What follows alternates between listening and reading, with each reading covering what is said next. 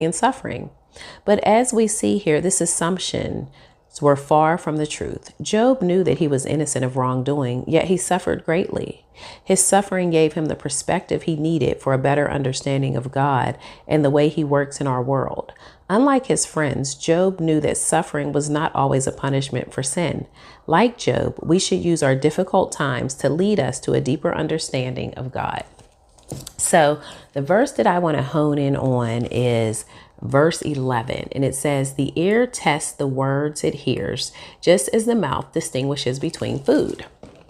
So how or why I'm connecting to this verse today is because I traveled over the weekend. I'm absolutely exhausted. I went through literally 4 time zones in 2 days. So I was so confused about today. I actually thought it was Wednesday, and my son had to tell me, no, it's actually Tuesday. But that verse really helped me because I was flying on Frontier, and I love Frontier. Like, I absolutely love Frontier. And I recently bought their like Go Wild Pass, and I got it for a year.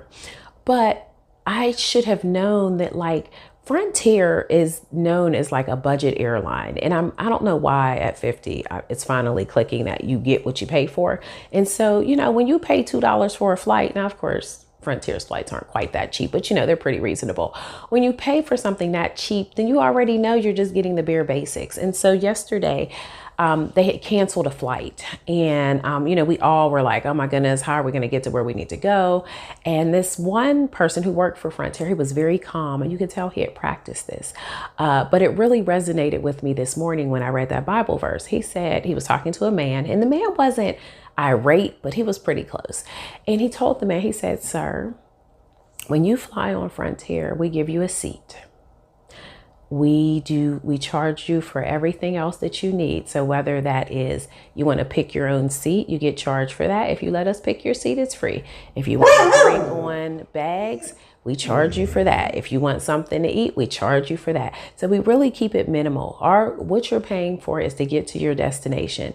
And so what ended up happening is when I listened to him say that, it really clicked. And it was like, Michelle, I think you're expecting a lot for what you're in. And the Bible verse that I quoted was talking about how it's just like when you eat something, you can distinguish the taste.